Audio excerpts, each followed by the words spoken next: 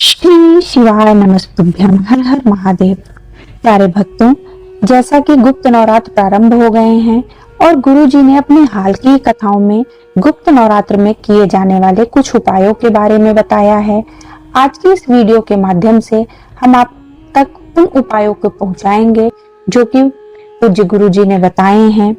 ये उपाय घर में आ रही धन संपदा में कमी को दूर कर सकता है, आपकी मनोकामनाओं को पूर्ण कर सकता है और व्यापार और नौकरी में भी अगर कोई परेशानी आ रही है तो इन उपायों के माध्यम से उन्हें दूर किया जा सकता है। तो आज की इस वीडियो में आपको ये उपाय बताए जाएंगे, तो कोई भी उपाय आपसे छूटे नहीं, इसलिए वीडियो में अंत तक बने रहिएगा। तो चलिए प्रारंभ करते हैं आज का वीडियो। वीडियो प्रारंभ करने से पहले अगर आप चैनल पे नए हैं तो चैनल को सब्सक्राइब और वीडियो को लाइक अवश्य कर दें।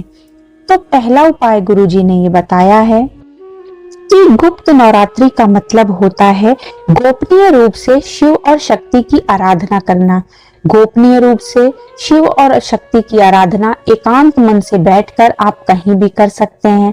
आपका मन करे तो आप 24 घंटे में से 5 मिनट निकाल के कहीं पे भी बैठ के अपने हाथों को जोड़ के इस उपाय को कर सकते हैं। तो पहला उपाय गुरुजी ने बताया है धन संपदा से संबंधित। अगर किसी को धन संपदा से संबंधित कोई समस्या आ रही है, घर में धन की आपूर्ति हो रही है, धन आ रहा है लेकिन रुकता नहीं है, चला जाता है, या दिन प्रतिदिन धन की कमी होती जा रही है, या आपके पास धन है ही नहीं, आप और धन चाहते हैं, तो आपको ये उपाय करना है। उपाय करने के लिए आपको 24 घंटे में से कोई भी 5 मिनट आपको निकालने हैं।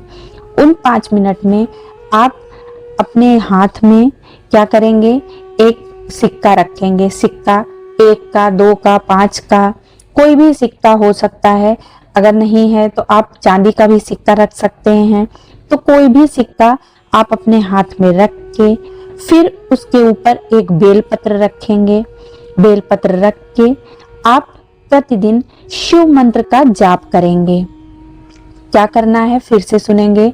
अपने एक हाथ में एक सिक्का लेंगे, 1, 2, 5, 10 किसी का भी सिक्का ले लेंगे। फिर उस पे एक बेलपत्र रखेंगे। फिर दूसरे हाथ से उसको ढक के आप मन ही मन शिव मंत्र का जाप करेंगे और माँ आदि शक्ति का नाम लेके एक दीपक शंकर जी के शिवालय में या आपके घर के मंदिर में आप एक दीपक जरूर प्रज्वलित करेंगे। ये प्रक्रिया आपको पूरे 9 दिनों तक करनी है। 9 दिन तक आप प्रतिदिन ऐसे ही हाथ पे 1 का सिक्का और बेलपत्र लेंगे और अंतिम दिन वो जो बेलपत्र है वो आप शंकर जी के शिवालय पे चढ़ा देंगे। मतलब 9वें दिन जब ये पूर्ण हो जाए तो उस बेलपत्र को आप शंकर जी के शिवालय पे चढ़ा देंगे और जो सिक्का आपने हाथ में लिया था वो शिव जी को स्पर्श करा के वापस अपने घर ले आएंगे। उसे अपने घर की अलमारी या तिजोरी में रख देंगे। इस तरह से गुप्त नवरात्रि में आप शिव और शक्ति दोनों की साधना करेंगे और गुप्त नवरात्र में ये उपाय करके आप अपने घर में हो रही धन संपदा से जो भी परेशानियां हैं उनको दूर कर सकते हैं। अगला उपाय गुरुजी ने उन लोगों के लिए बताया है कि जिनके घर में कोई भी व्यक्ति बीमार है, शरीर में कोई रोग हो गया है, बहुत ही दवाइयां कर रहे हैं लेकिन वो रोग दूर नहीं हो रहा है, तो दवाइयों को करने के साथ साथ आप डॉक्टर को तो दिखा ही रहे हैं, लेकिन उसके साथ साथ आप अगर ये उपाय भी करेंगे तो जल्दी ही लाभ मिलेगा।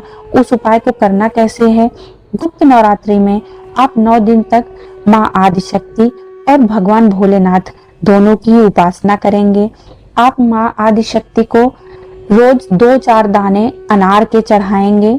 जरूरी नहीं है कि आप पूरा अनार उनको चढ़ाइए, आप थोड़ा सा भी चढ़ा सकते हैं। आप 4-6 दाने भी अनार के माता को चढ़ा सकते हैं। माता को चढ़ाएंगे, आप उसे घर के मंदिर में भी चढ़ा सकते हैं या आपके आसपास कहीं शंकर जी का शिवालय है तो वहां भी आप माता का नाम लेके उस अनार के दानों को चढ़ा सकते हैं। पूजा संपन्न होने के बाद आप उस अनार के दानों को घर में आपके जितने भी व्यक्ति हैं उन सबको प्रसाद के रूप में ग्रहण कर लें। ऐसा प्रतिदिन करना है 9 दिनों तक। 9 दिनों तक करने के बाद आप देखेंगे कि जो भी रोग है उसमें कमी आ रही है, वो रोग दिन प्रतिदिन सही हो रहा है। तो ऐसा करने से शरीर में कोई भी रोग है वह अवश्य ही दूर होता है। गुरुजी ने बताया कि नवरात्र में हमें शंकर जी की उपासना अवश्य करनी चाहिए। जितना ही हम शिव की उपासना करेंगे उतना ही शक्ति प्रसन्न होंगी और हमारी मनोकामनाओं को पूर्ण करेंगी। तो इस गुप्त नवरात्रि में गुप्त तरीके से शिव और शक्ति की आराधना अवश्य करनी चाहिए। बढ़ते हैं अगले उपाय की तरफ। अगला उपाय गुरुजी ने उन लोगों के लिए बताया है कि जो किसी सर्विस का, किसी एग्जाम की तैयारी कर रहे हैं, किसी नौकरी पाने की तैयारी कर रहे हैं, बहुत टाइम से मेहनत कर रहे हैं लेकिन कुछ भी रिजल्ट नहीं निकल रहा है, तो उन्हें ये उपाय करना है। पढ़ना तो है ही है, पढ़ने में आपको बड़ी मेहनत के साथ आपको पढ़ना है। जितनी मेहनत आप अभी तक कर रहे थे उससे दुगनी मेहनत के साथ आपको मेहनत करनी है। लेकिन मेहनत करने के साथ साथ जो भी बेटा बेटी एग्जाम में बैठ रहे हैं उन्हें ये उपाय भी अवश्य करना चाहिए। उपाय को करना कैसे है? उपाय करने के लिए लाल पुष्प की पत्तियां लेनी है। वो किसी भी पुष्प की पत्तियां हो सकती हैं, लाल हो सकती है, लाल गुलाब हो सकता है, लाल गुड़हल हो सकता है। उसकी 9 पत्तियां लेनी है और माताओं के नाम लेके, जो भी 9 दिन की 9 दुर्गा माता होती हैं उनका नाम लेके माता के सामने समर्पित करना है। अगर 9 पुष्प की पत्तियां नहीं मिल रही तो आप 9 चावल ले सकते हैं। चावल को लाल रंग से रंग लेंगे और उसके बाद फिर उस चावल को शंकर जी के शिवालय पे जाके शिवलिंग के ऊपर जो जलाधारी बनती है वहां पे जाके उनको अर्पित करेंगे। तो आप चाहे लाल फूल की पंखुड़ियां ले लेंगे या 9 चावल लाल कुमकुम से रंग के ले लेंगे। इन्हें 9 दिन तक प्रतिदिन आप चढ़ाएंगे और पूरा परिश्रम, पूरी मेहनत के साथ पढ़ाई करेंगे। उसके बाद देखिएगा आपको इस परिश्रम का परिणाम अवश्य मिलेगा। माँ भगवती आप पे अवश्य ही प्रसन्न होंगी, क्योंकि माँ भगवती शंकर जी की उपासना से अत्यधिक प्रसन्न होती हैं। और गुप्त नवरात्रि में तो शिव और शक्ति तो एक साथ उपासना करने पे बहुत ही ज्यादा प्रसन्न हो जाते हैं। आप जानते हैं कि शिवलिंग पे माँ शक्ति का स्थान है। शिवलिंग की पूजा करने पे माँ आदि शक्ति, अम्बा, जगदम्बा 64 योगिनियों पर भी वह जल चढ़ जाता है, जिससे माँ जगत जननी नवरात्रि में अत्यंत ही प्रसन्न होती हैं और हमारी सभी मनोकामनाओं को पूर्ण करती हैं। तो ये थे कुछ उपाय जिनको गुप्त नवरात्रि में करके अपनी मनोकामनाओं को पूर्ण कर सकते हैं, अपनी समस्याओं का समाधान कर सकते हैं। तो आशा करते हैं वीडियो आपको उपयोगी लगी होगी। अगर वीडियो उपयोगी लगी है तो चैनल को सब्सक्राइब करना और वीडियो को लाइक करना ना भूलें और कमेंट में श्री शिवाय नमस्तुभ्यम अवश्य लिखें। हर हर महादेव।